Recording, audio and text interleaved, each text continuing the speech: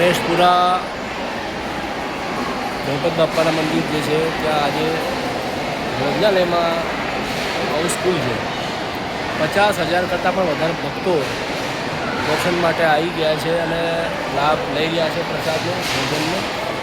હું તમે જોયું બંને બાજુથી લાઈન છે અને પોતે હું પણ લાઈનમાં ઊભો છું અને મને બી પ્રસાદનો લાભ મળે.